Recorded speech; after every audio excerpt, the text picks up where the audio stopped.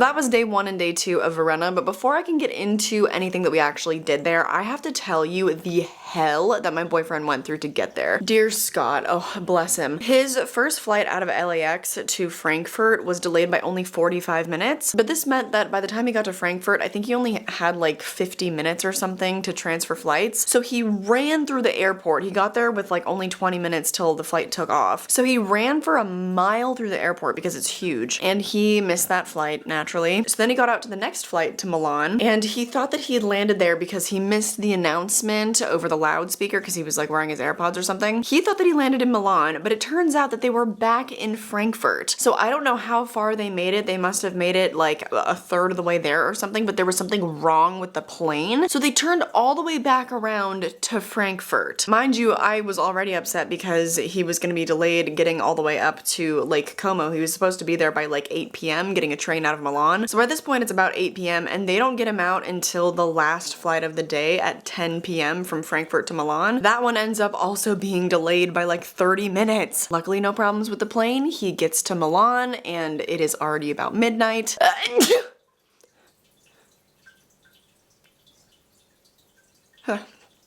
Just one. And there were no more trains out of Milan to Lake Como. So then he has to wait like 20 to 30 minutes to get his bag out of baggage claim. And then it's not until like 1:15 in the morning that he finally finds an Uber to take him all the way to Lake Como. Mind you, this Uber had to have cost a couple $100. Given the time of night and the weather, the lack of Uber drivers out, the distance, like terrible trip. It was dumping rain. Like it was very much not a safe condition to be driving all the way up to Como. Nonetheless, they do it. But once they get to Como, so they've taken the whole trip from Milan, they're up in Como, there's a roadblock that they can't get past. Scott is trying to call me, but by this point, once I knew that he was seated in the Uber, I finally went to bed at like 1:30, and I was just like, call me when you get here and I'll let you in. I thought that I could rest, but because I had a UK SIM card put into my phone, I didn't realize that when he would try to call me, it wouldn't work because we had FaceTimed and stuff, like since I had put the different SIM card in my phone, so I don't know why, but none of that was working. So he's at this roadblock and the Uber driver, you know, doesn't speak great English, but bless her, she's trying to like call hotels for him to stay in, but they're all completely booked. So eventually she just ends up driving around the barrier. Like, I don't know if they like push into it or whatever, and just ends up driving, you know, the extra whatever 10 miles to get to our Airbnb. I have no idea why the road was closed. Big ups to this Uber driver because she delivered my man to me. But about 3 in the morning, he is knocking on our Airbnb door and it scares the hell out of me because it wakes me up, but he made it. He made it like 7 hours later than he was supposed to and burned through a lot more money and energy than he really should have, the poor guy, but he made it, yay. And we didn't even really lose a day, like we just kind of lost that night. And then as you saw, I mean, the first 2 days were just like basking in the beauty of everything. Being by the lakeside and trying to make friends with the birds was really fun. Toddy, oh my goodness, look who's saying hi. He wants to bark at things outside the window, but you can't do that right now. He's like, no, I must do my job. It's Sparrow. You guys, we might have a cat in the mix too. Look who it is! It's Sparrow. I'm gonna go out on a limb here and I'm gonna say that day 2 in Varenna was one of the best days of my entire life, if not the best day of my life. We rented a boat and it is probably one of the top things that I recommend to do there. Beforehand, we went and we picked up some local sandwiches to try out from the shops. We picked up some really delicious lemon and orange Italian sodas to try. And then I also picked us up a bunch of fruit because I go crazy for eating some fruit in Europe. I really do. That is how I choose to live my best life. And I feel you can tell. We just couldn't have asked for more perfect weather. We got to see the James Bond shooting location, the Star Wars shooting location. This is editing Kylie, hey. I realized I didn't really explain to you what Villa del Balbianello is, but it's the shooting location of several different movies, including Star Wars Episode 2, Attack of the Clones. It's where the famous kissing scene between Anakin Skywalker and Padme is. Also, a James Bond movie, Casino Royale, was shot there. Those are probably the most well-known movies that were shot got there. Of course, I took some pictures outside of it. I took a lot of videos. Such a fantastic, gorgeous location. I want to get married there. We didn't get to like go out and actually look at it. It was also like several towns over around the lake, so we just didn't end up having time to do that. I would love to do that next time I go. I don't know when I'll get to go back there. It's probably gonna be like at least 20 years. It's a spenny place. Took the boat out for 3 hours, did like this perfect little loop, saw a lot of the sights along the lake, and then after that we took the hike up to Castello di Vezio, I think is what it's called. It's the castle. It's the old castle that's up at the top of this hill. People online described the hike up there as grueling, and I feel like for maybe the average person that's like out of shape, it would be quite grueling. That's not the word that I would use to describe. I think my boyfriend and I only took maybe like 25-30 minutes to get up there. We took a few breaks to like catch our breath. It is really steep, but like if you're any type of fit, like you'll be fine. The online forums were like really dramatic about that, and that was equally gorgeous. Oh my god, I had to put these spooky little ookies in the thumbnail because I love them so much. When I posted for my relatives on Facebook, I was like, found a new boyfriend. Yeah, so day 2 was just, it was the perfect day. It was also where we tried, I think, my favorite restaurant of the entire trip, which of course I never remember the names of the restaurants that I go to, but I'll put that up on screen. Highly recommend, and I am not being dramatic or exaggerative at all when I say that it was the best lasagna I've ever had in my entire life. I'm not a super big fan of the way that they cook meats in Italy. I had the lamb chops there, but the dessert we had, I mean, everything else, the pasta was just, it was perfect. So yeah, that might have been the most perfect day of my 25-year existence. I'm not sure. Believe it or not, we weren't done yet though. So let me take a little break from talking and let's watch day 3 and 4.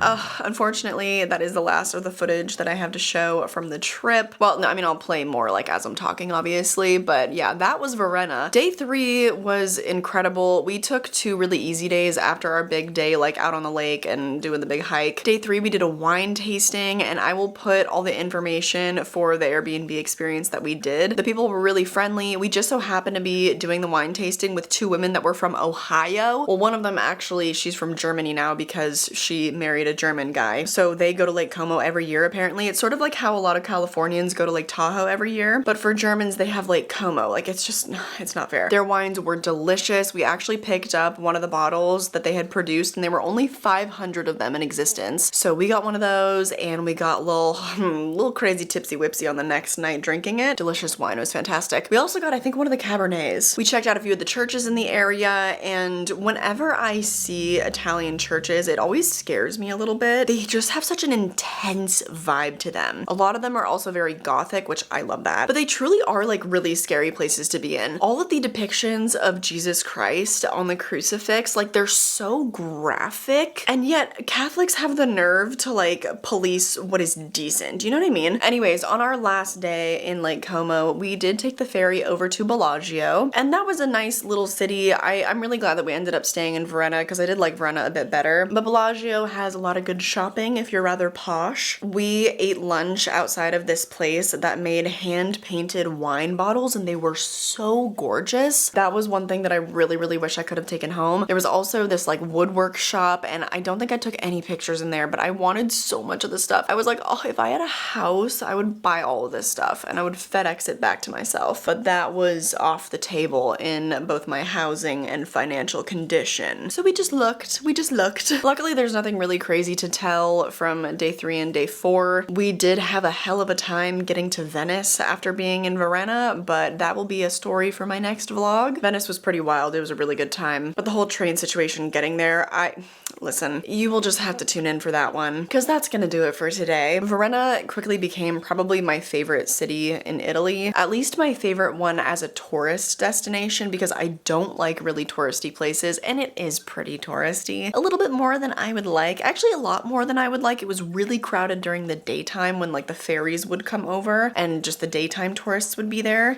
Sparrow, her little face is in the corner. But in terms of just the scenery and the food and everything, bellissimo. We also tried out the other top recommended restaurant in the area, and again, I will put it up on screen. I have to ask Scott what the names were. This place, yet again, I thought that the pasta could not have been more perfect, but I did not like the meat. I had the salmon, and they just either make their meat really, really dry or way, way too salty. With the lamb chops, I felt like I was eating a salt lick. You know those things that horses have in their pastures that they like lick because they like salt? I felt like I was eating one of those. And then with the salmon, it just was so dry, and it was so sad because it's one of my favorite fish. Everything else was perfect though. I would just recommend sticking to the pasta. More tales of us trying to communicate with Italians that didn't speak English and having havoc with our trains to come. That's gonna do it for today. I hope that you enjoyed this vlog of Varenna. If you are going, I hope that you got some good tips. I don't really have anything like crazy, anything groundbreaking to let you know, but I do highly recommend everything that we did on our trip. We had like the perfect like 4 days. Honestly, we probably could have just stayed there for 3. If you're on more of a budget, like you could definitely just do 2 or 3 days there, but we really enjoyed having our more relaxing days too. I thought that 4 days was like the perfect amount. If you didn't really get any groundbreaking tips, nonetheless, I hope that you enjoyed. Yet again, I do have my main channel, Haunted Hippie, where I talk about horror movies. It's where I also produce horror movies. I've got a new short film coming out pretty soon. I also have a Patreon if you'd like to support me further, and you do get weekly bonus videos over there. You can also find all my social media and everything you need linked down below, but more than anything, I just hope that you enjoyed this video, and I hope I catch you in the next one.